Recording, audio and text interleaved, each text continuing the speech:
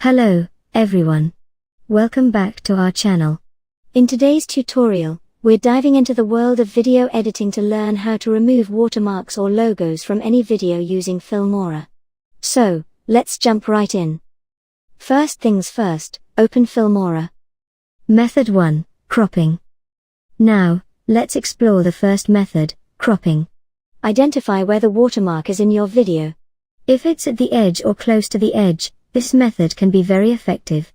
Select the clip, go to the cropping tool directly or right-click on the clip, then select crop and zoom.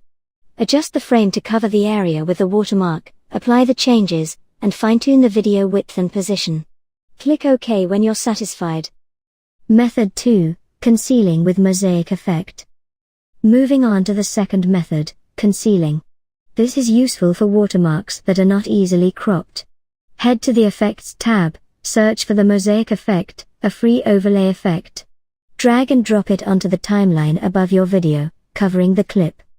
Double-click on the mosaic box on the display screen, adjust its size to cover the watermark area, explore different mosaic styles in the settings, and choose the one that works best for your video.